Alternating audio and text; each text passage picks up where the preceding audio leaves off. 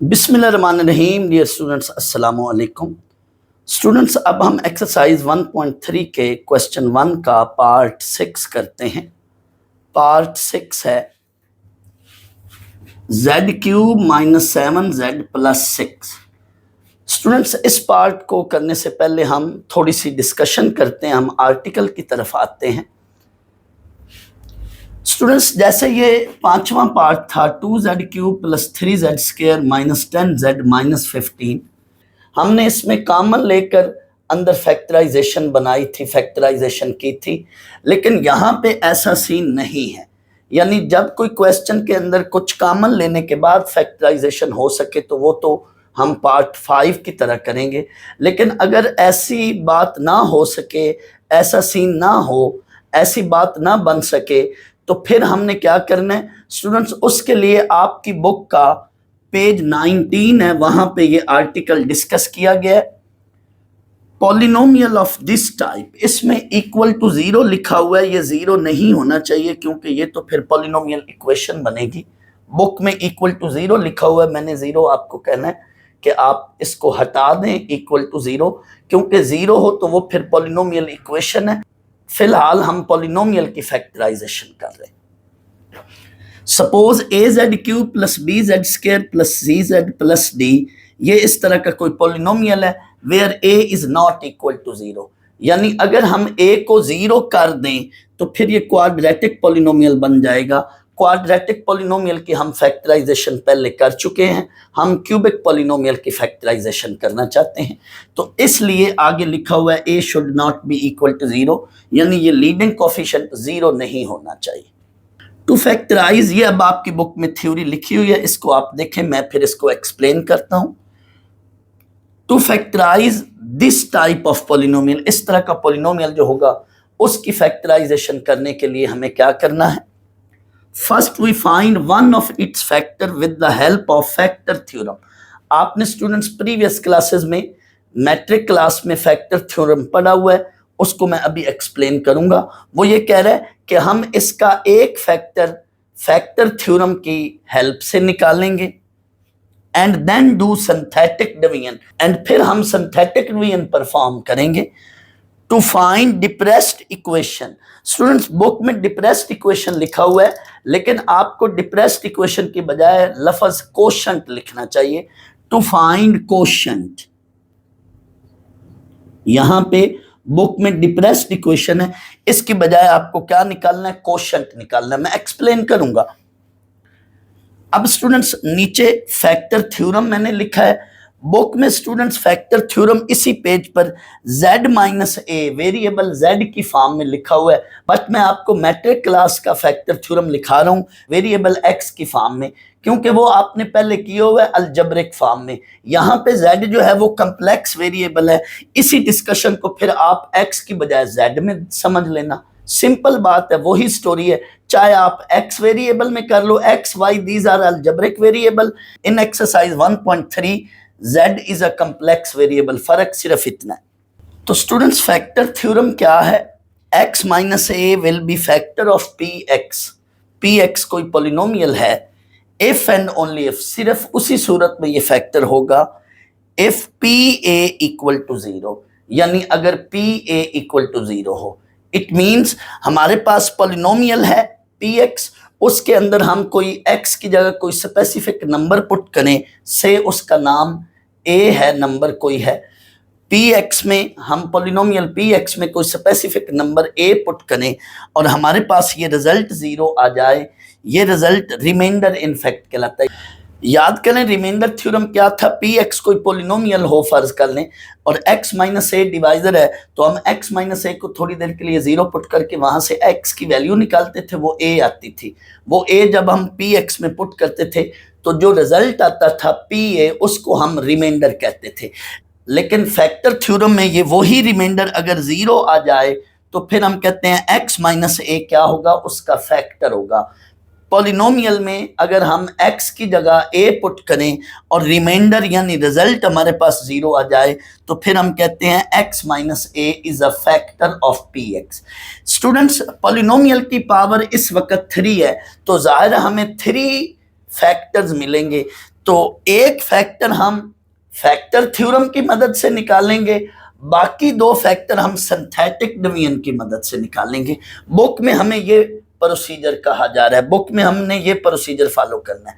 आए यहां से अब आगे क्या डिस्कशन है, यहां से आगे वो ये कह रहा है कि if P A is equal to 0, here we say that A, यानी ये जो ए है, is 0 of polynomial, in that case we say that, यानी जब ये सिचुएशन होगी तो नेक्स्ट हमने क्वेश्चन के अंदर ये बात लिखनी है कि a इज 0 ऑफ पॉलिनोमियल। लेकिन अगर यही पॉलिनोमियल इक्वेशन हो तो फिर यही x की वैल्यू रूट ऑफ पॉलिनोमियल कहलाएगा। लेकिन इस वक्त हमारे पास ये पॉलिनोमियल है, दैट्स वाई हम इसका 0 ऑफ पॉलिनोमियल ही कहेंगे। लेकिन वो साथ फर्दर एक्सप्लेन कर रहे हैं कि अगर यही चीज पॉलिनोमियल इक्वेशन होती तो फिर यही x की जो वैल्यू है ये उसका root of that polynomial equation कहलाएगा। रूट भी कह सकते हैं, सोल्यूशन भी कह सकते हैं।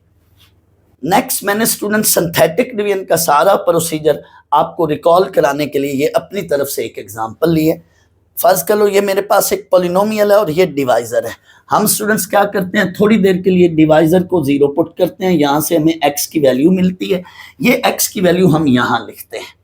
हमारा पहला काम ये होता है कि हम ये कोफिशिएंट लिखते हैं, साथ डिवाइजर यहाँ पे ये x की जो वैल्यू है ये यहाँ पे लिखते हैं। ये कोफिशिएंट देखे मैंने इधर लिख लिए।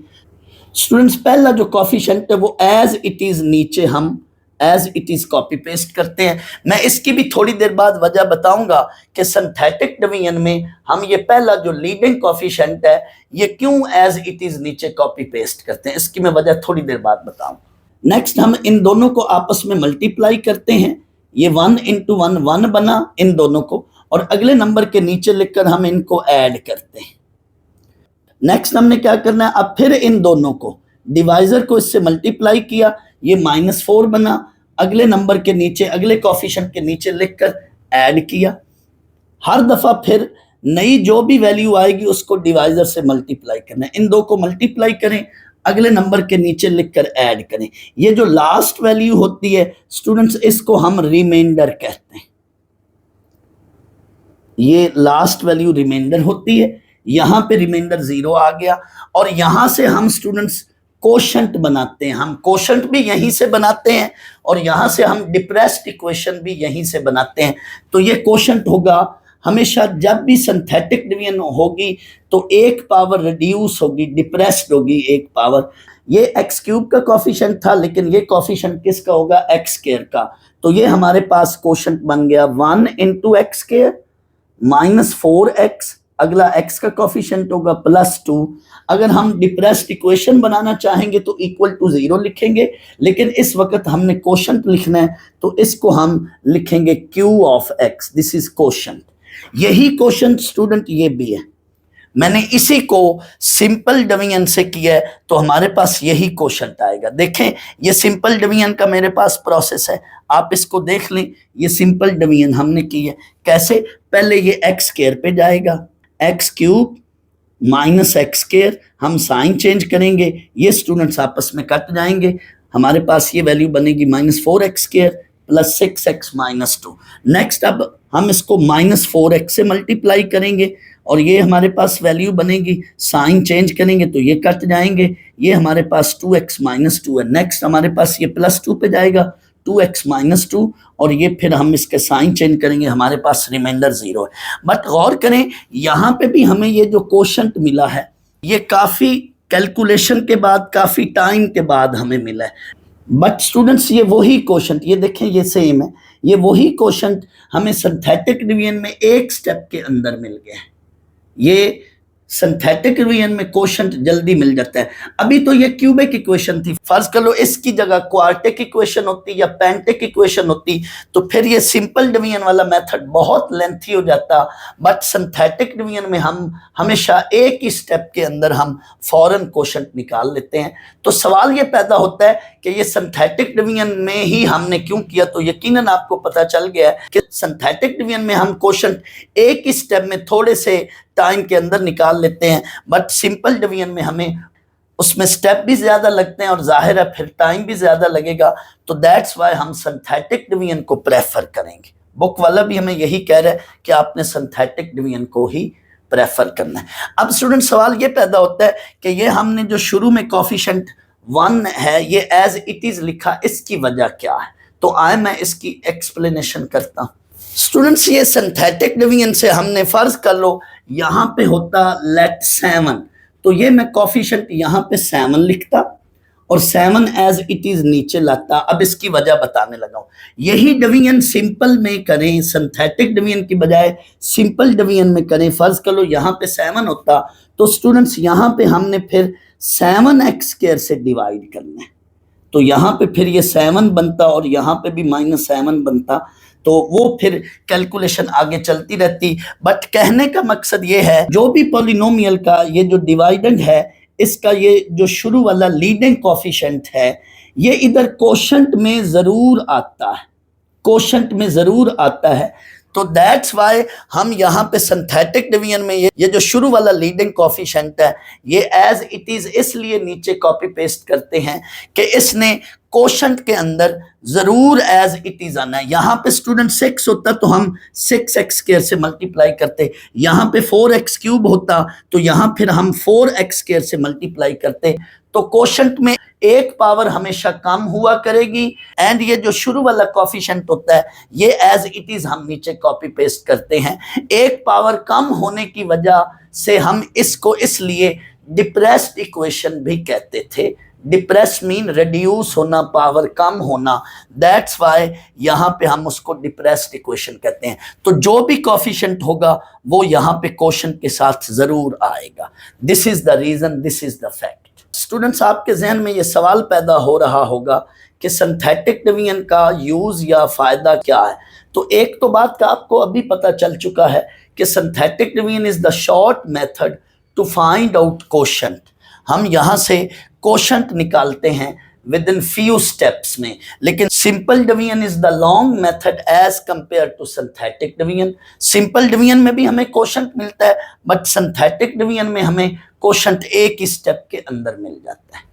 सिंथेटिक डिवीजन का दूसरा फायदा क्या है, विद इन शॉर्ट टाइम हम रिमाइंडर निकालते हैं। सिंपल डिवीजन में भी हमें रिमाइंडर मिलता है बट सिंथेटिक डिवीजन में हमें रिमाइंडर शॉर्ट टाइम में एक ही स्टेप के अंदर मिल जाता है। तीसरा इसका फायदा क्या है, क्यूबिक इक्वेशन हो या इससे हायर पावर की इक्वेशन हो तो उनकी फैक्टराइजेशन करने के लिए हमें सिंथेटिक डिवीजन बड़ा हेल्पफुल टूल साबित होता है। सिंथेटिक डिवीजन में हम जितनी बार हम डिवीजन करते हैं, सिंथेटिक डिवीजन के अंदर हम जितनी बार डिवीजन का प्रोसेस करते हैं उतनी बार एक एक पावर कम होती है। जैसे यहाँ पे क्यूब है तो यहाँ पे कोशेंट के अंदर देखें x² बन गया, लेकिन आप मैट्रिक में याद करें जब पावर 4 होती थी तो वहां पे हमें 2 फैक्टर या 2 रूट दिए जाते थे, तो वहां पे 2 बार डिवीजन करने के बाद आपको जो बाद में डिप्रेस्ड इक्वेशन या कोशेंट निकालते थे तो वो कोशेंट क्वाड्रेटिक बनता था। अब क्वाड्रेटिक के आगे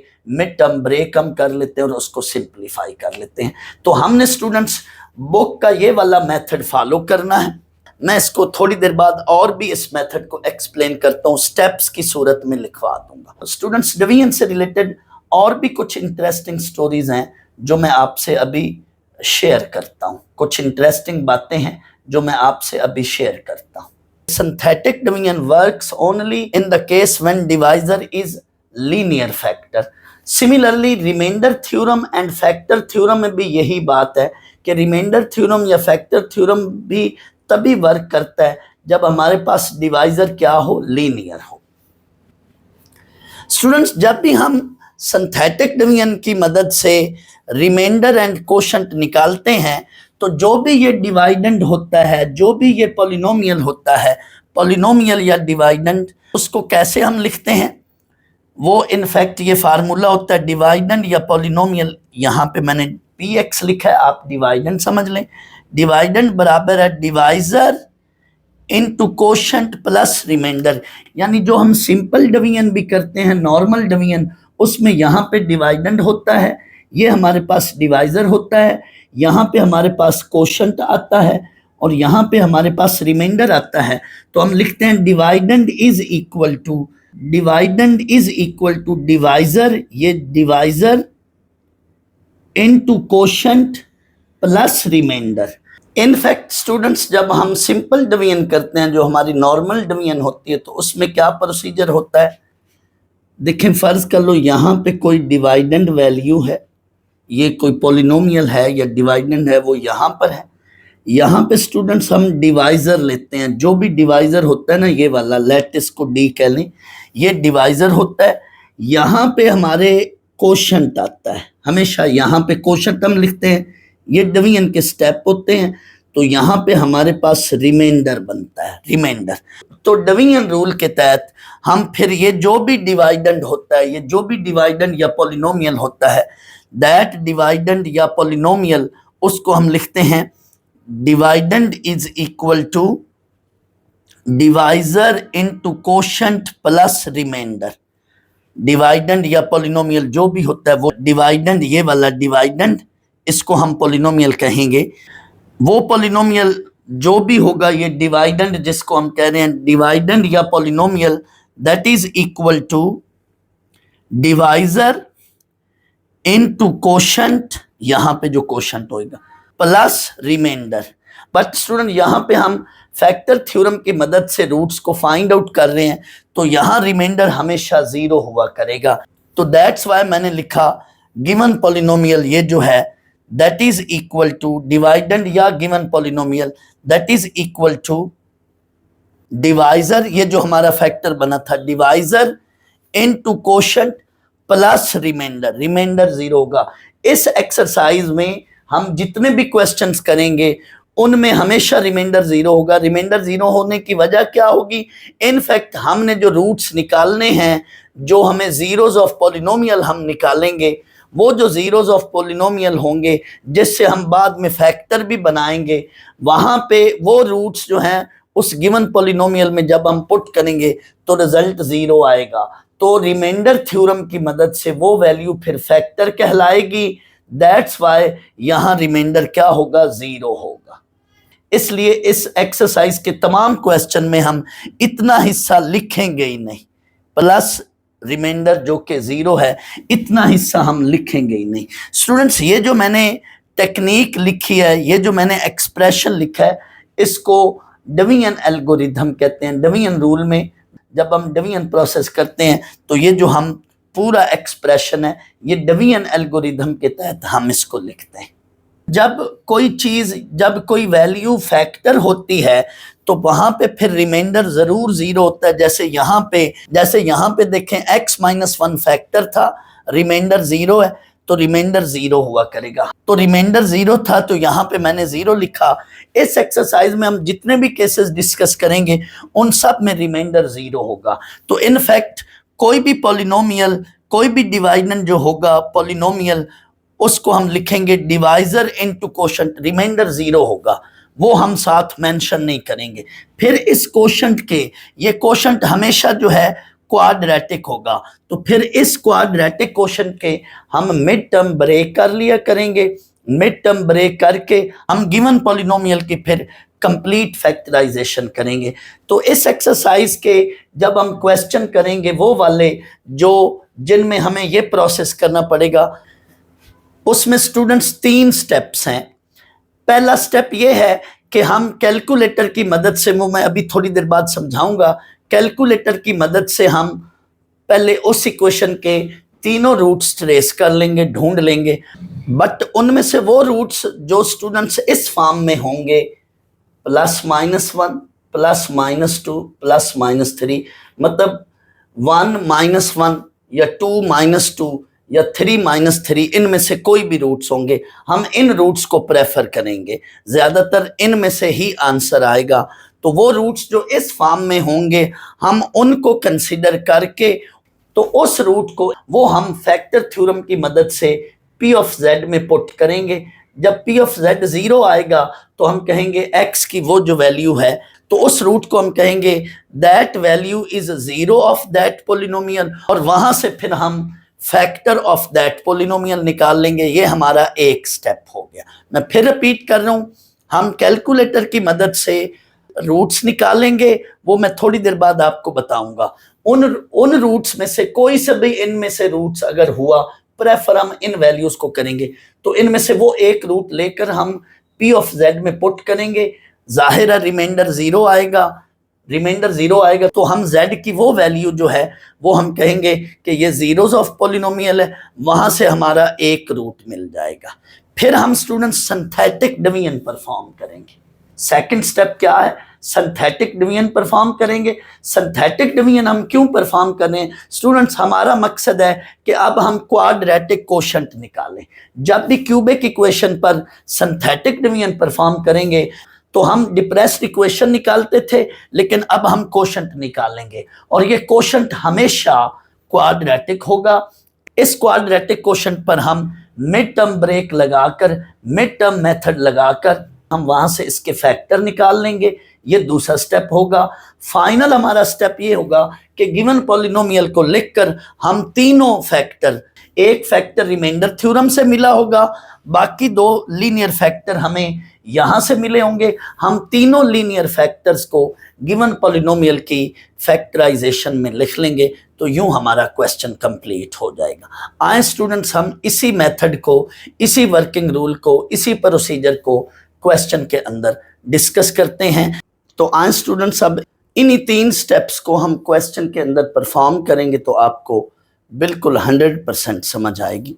स्टूडेंट्स, ये फोर्थ पार्ट है, z cube minus 7z plus 6, ये गिवन पॉलिनोमियल है।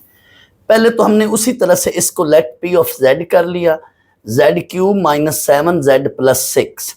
स्टूडेंट्स, चूंकि कैलकुलेटर से मैंने इसके रूट सॉल्व करने हैं, रूट्स फाइंड आउट करने हैं, तो आपने जनरल क्यूबिक इक्वेशन जो कि ये है az cube plus bz square plus cz plus d, इस फॉर्म में आपने इसको कंप्लीटली एक्सप्रेस करना है। तो इसमें देखें z स्क्वायर का कोफिशिएंट नहीं है, तो मैंने लिखा z cube plus 0z square minus 7z plus 6। ये फॉर्म या ये एक्सप्रेशन ना सिर्फ आपको रूट्स निकालने में हेल्प करेगा, ये एक्सप्रेशन आपको सिंथेटिक डिवीजन में भी हेल्प करेगा। इसमें चूंकि z स्क्वायर का कोफिशिएंट मिसिंग है तो वो हमने 0 बना लिया।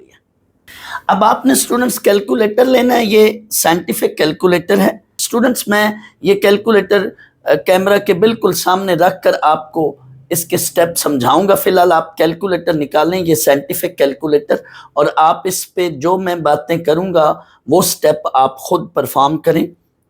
स्टूडेंट्स, फर्स्ट ऑफ ऑल आप जाहिर है ऑन करेंगे। नेक्स्ट आप स्टूडेंट्स मॉड प्रेस करेंगे। जैसे स्टूडेंट्स मॉड प्रेस करेंगे तो नंबर 5 पे आप देखें EQN, ये इक्वेशन को शो कर रहा है, EQN बना हुआ है, लिखा हुआ है, तो आपने नंबर 5 प्रेस करें। अब स्टूडेंट्स इक्वेशंस का पैटर्न आपके सामने आ गया स्क्रीन पर। तो इसमें नंबर 4 पर देखें तो ये क्यूबिक इक्वेशन बनी हुई है, ये z में है जबकि कैलकुलेटर में x वेरिएबल में बनी हुई है। तो इसमें आपने अब नंबर 4 प्रेस करना है। अब जाहिर है स्टूडेंट्स कैलकुलेटर आपसे ABCD वैल्यू प्लग इन करने को कह रहा है, यानी आप A को वैल्यू पुट करेंगे, आप B को वैल्यू पुट करेंगे, आप C को वैल्यू प्लग इन करें, आप D को वैल्यू प्लग इन करें, जो जो वैल्यू यहाँ पे हैं। तो आपने यहाँ पे देखना है A की वैल्यू 1 है, आपने स्टूडेंट्स A को 1 प्रेस किया। हर नेक्स्ट स्टेप पर जाने के लिए इक्वल प्रेस करेंगे। अब आपने इक्वल प्रेस किया तो कैलकुलेटर का कर्सर B पर चला गया। अब वो B मांग रहा है आपसे। इस पॉलिनोमियल में B की वैल्यू 0 है तो B को 0 पुट करें। मैंने स्टूडेंट्स B को 0 वैल्यू असाइन कर दी। इक्वल प्रेस करें तो अब वो C मांग रहा है, कर्सर C पर चला गया। C की वैल्यू -7 है। स्टूडेंट्स आप -7 प्रेस करें, नेगेटिव दबाएं और 7 प्रेस करें तो ये C को वैल्यू असाइन हो जाएगी। नेक्स्ट वो D की वैल्यू मांग रहा है, यहाँ पे D की वैल्यू 6 है, जस्ट आप 6 प्रेस करें, इक्वल प्रेस करें, 6 वैल्यू उसको चलेगी। अब जैसे ही स्टूडेंट्स आप इक्वल प्रेस करेंगे नेक्स्ट, तो आपको रूट्स मिलने जा रहे हैं। कैलकुलेटर थोड़ी देर कैलकुलेशन करेगा और आपको रूट्स दे रहा है। तो x1 लिखा स्क्रीन पर आ गया। x1 mean first value of x या फर्स्ट रूट। तो x1 उसने स्टूडेंट्स दी है -3 वैल्यू। ये हम सारा काम रफ वर्क पर कर रहे हैं। नेक्स्ट इक्वल प्रेस करें तो 2 वैल्यू है, x2 की वैल्यू, सेकंड रूट 2 है, फिर इक्वल प्रेस करें तो थर्ड रूट 1 है। इसने 3 रूट्स आपको दे दिए। जाहिर है स्टूडेंट्स पावर 3 है तो आपको 3 रूट्स मिलेंगे। अब आप इनमें से वो रूट्स जो थोड़ी देर पहले मैंने कहा था 1 माइनस 1, 2 माइनस 2 या 3 माइनस 3, उधर मैंने प्लस माइनस में लिखा था, इनमें से किसी भी फॉर्म में है ये वाले रूट्स, ये तो सारे उस फॉर्म में है। तो आप प्रेफर स्टूडेंट्स, जब ये सारे इस फॉर्म में आ रहे हो तो आप प्रेफर 1 करें। 1 आपने, ये हमारा रफ वर्क है। अब प्रॉपर सवाल के अंदर आपने आना है, ये रफ वर्क के सवाल के अंदर आपने आकर लिखना है हेयर वी टेस्ट या वी चेक। अब 1 वैल्यू जो ये वाला रूट है, 1 या -1 में से अगर क्वेश्चन के अंदर कोई रूट्स है तो पहले उनको प्रेफर करें। फर्ज कर लो 1 या -1 नहीं है तो फिर 2 या -2 में से अगर कोई रूट है तो फिर हम उसको प्रेफर करते। इस सवाल में हम 1 को प्रेफर करेंगे। हम 1 को प्रेफर करते हुए हम इसके अंदर P ऑफ 1 बनाएंगे, यानी हम इसके अंदर Z को 1 पुट कर रहे हैं। वी टेस्ट Z को आपने 1 वैल्यू पुट की, अब आप इसमें पुट करेंगे 1 का क्यूब -7 इंटू 1 प्लस 6। Z की जगह 1 पुट करें, 1 क्यूब -7 इंटू 1 प्लस 6। स्टूडेंट्स इसको कैलकुलेट करें तो ये आपकी 0 वैल्यू आई। जब भी किसी पॉलिनोमियल में हम कोई स्पेसिफिक वैल्यू पुट करते हैं और वहां पे रिजल्ट 0 आ जाता है तो फैक्टर थ्योरम की मदद से वहां पे हम ये सेंटेंस लिखते हैं क्या, so z equal to 1 is 0 of polynomial. इस पॉलिनोमियल का 0 कहलाएगा। यहां से हम फिर फैक्टर बना रहे हैं। दिस इंप्लाइज दैट 1 को इधर लाएं, z minus 1 is a factor of given polynomial.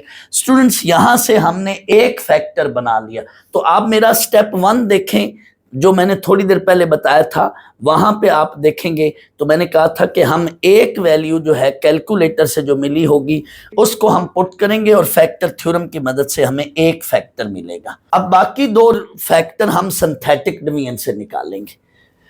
Students हम यहां से फौरन इन रूट्स की मदद से बाकी 2 फैक्टर भी बता सकते हैं।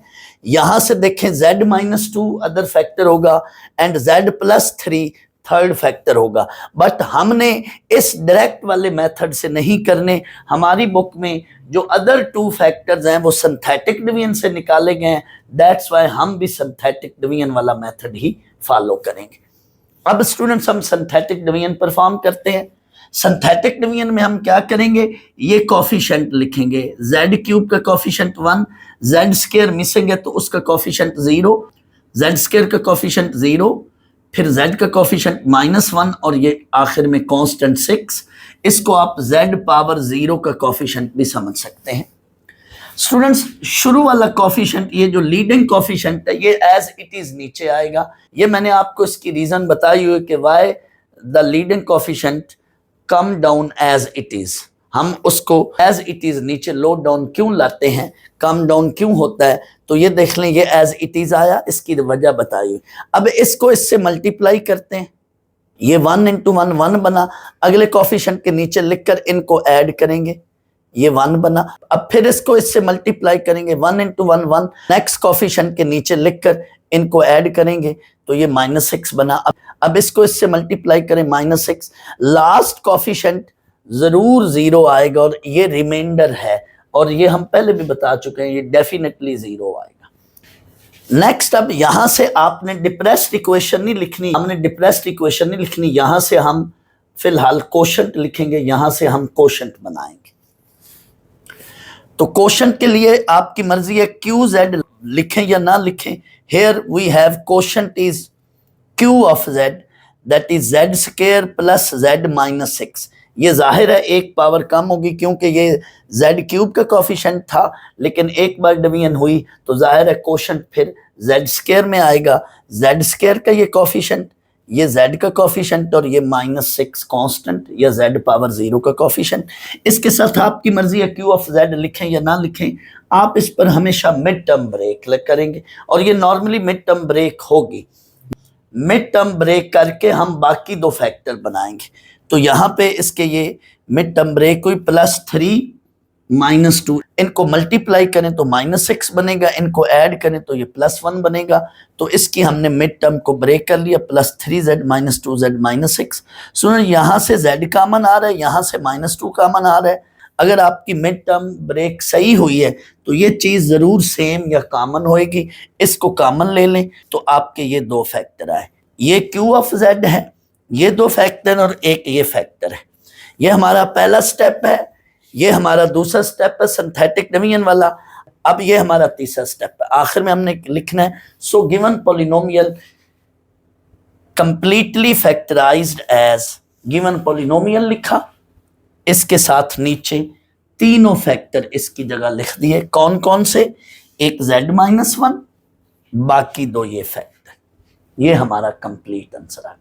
स्टूडेंट्स, मैं एक बात आपको बताता चलूं, ये जो रूट्स होते हैं, ये जो कैलकुलेटर से हमने रूट्स निकाले थे, रूट्स का साइन फैक्टर के अंदर अपोजिट साइन बन जाता है। कैसे या क्यों? ये देखें, फर्ज कर लो मेरे पास ये एक क्वाड्रेटिक इक्वेशन है। अब मैं इक्वेशन की बात करूंगा, हम इससे रूट्स निकालते हैं। रूट्स हमेशा इक्वेशन से बनते हैं। इसकी आप स्टूडेंट्स मिड टर्म ब्रेक करें, यहां से कॉमन लिया x, x -2, यहां से भी ये कॉमन लिया, तो हमारे पास ये दो फैक्टर बने। बट गौर करें, ये दो फैक्टर से जब हम रूट्स बनाएंगे तो रूट एक बना 2 और एक बना 3। तो देखें, रूट्स 2 एंड 3 हैं, बट फैक्टर बनेंगे x -2, x -3। तो रूट्स के अपोजिट साइन करें तो वो फैक्टर बनता है।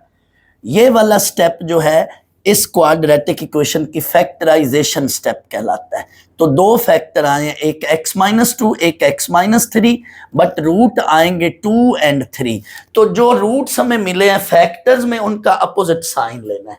1 इज रूट, फैक्टर बनेगा z -1, 2 इज रूट, फैक्टर बनेगा z -2, and -3 is root, factor बनेगा z +3।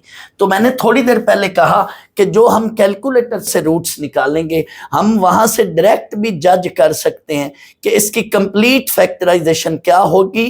z -1, z -2 and z +3। हमने पहले ही गैस कर लिया, हमने पहले ही जज कर लिया कि फाइनल इसकी कंप्लीट फैक्टराइजेशन ये बनेगी। बट आपने इसके फौरन बाद ये लिख नहीं देना, आपको पूरे नंबर नहीं मिलेंगे, आपने ये प्रोसेस करके फिर ही देखना है। तो मैंने कहा था 3 स्टेप्स हैं। पहला स्टेप मेरा आप देखें तो उसमें मैंने कहा था कि हम कैलकुलेटर से रूट्स निकालेंगे, उनमें से एक रूट को हम रिमाइंडर थ्योरम की मदद से उसको पुट करके हम वहां से एक फैक्टर बना लेंगे। नेक्स्ट जो दो फैक्टर निकालने हैं, सिंथेटिक डिवीजन से हम कोशेंट बनाएंगे, वो फिर दो फैक्टर यहां से बनेंगे। तीसरा स्टेप ये है कि हम गिवन पॉलिनोमियल को लिखकर उसकी कंप्लीट फैक्टराइजेशन लिख देंगे। तो बाकी पार्ट्स भी इंशाल्लाह इसी तरह से होंगे, वो भी आपको समझ आएंगे। आए हम कैलकुलेटर पर वो स्टेप परफॉर्म करके देखते हैं। स्टूडेंट्स, ये कैलकुलेटर से मैं आपको रूट्स निकालने समझा रहा हूँ। ये हमारा 6 पार्ट था, z³ -7 z +6, ये गिवन पॉलिनोमियल थी वैल्यू। हमने इसको कंप्लीट पॉलिनोमियल फॉर्म में, जो हमारे पास कंप्लीट क्यूबिक पॉलिनोमियल है, इस फॉर्म में कन्वर्ट कर लिया। इसमें z² का कोफिशिएंट मिसिंग था, तो हमने z² का कोफिशिएंट 0 बना लिया। अब स्टूडेंट्स देखें, आपके पास ये कैलकुलेटर होना चाहिए, साइंटिफिक कैलकुलेटर। आपने स्टूडेंट्स कैलकुलेटर को ऑन करना है, ये मैंने ऑन किया। अब आपने मॉड का बटन प्रेस करना है, ये मॉड का बटन है, ये स्टूडेंट्स मॉड का बटन है, आपने मॉड प्रेस किया। अब आपको स्क्रीन पर ये पैटर्न नज़र आएगा। तो नंबर 5 पे EQN यानी इक्वेशन बना हुआ है, दैट्स वाई अब हमने 5 प्रेस किया। जैसे ही स्टूडेंट्स हम 5 प्रेस करेंगे तो ये पैटर्न आपके सामने आ जाएगा। तो ये नंबर 4 पर देखें, ये क्यूबिक इक्वेशन है, कैलकुलेटर में अलजेब्रिक फॉर्म में है। हमने यहाँ पे क्यूबिक इक्वेशन को z फॉर्म में लिखना है, z is a complex variable. अब हमने स्टूडेंट्स इसलिए नंबर 4 को प्रेस करना है, क्योंकि नंबर 4 पे क्यूबिक इक्वेशन है, 4 को प्रेस किया। तो अब आपसे कैलकुलेटर ये ABCD की वैल्यू मांगेगा। आप इसको कंपेयर करें, A 1 है, B 0 है, C -7 है और D 6 है। तो अब आपने A को वैल्यू 1 देनी है। तो स्टूडेंट्स आप 1 प्रेस करोगे, इक्वल प्रेस करोगे तो ए खुद ब खुद 1 वैल्यू ले चुका होगा। अब आपने बी को क्या वैल्यू देनी है, 0। तो अब आप स्टूडेंट्स बी के लिए आप 0 प्रेस करोगे, 0 के बाद इक्वल प्रेस करोगे तो बी वैल्यू खुद ब खुद 0 ले चुका होगा, यानी बी की वैल्यू 0 असाइन हो चुकी होगी। अब सी की वैल्यू -7 लेनी है, तो -7 प्रेस करें, -7 प्रेस करके इक्वल दबाएं, इक्वल प्रेस करें तो आपको कैलकुलेटर खुद ब खुद -7 वैल्यू अपने अंदर असाइन कर चुका होगा। नेक्स्ट आपने +6 वैल्यू असाइन करनी है डी को, तो डी के लिए आपने +6 इक्वल प्रेस करें, डी को +6 वैल्यू चलेगी।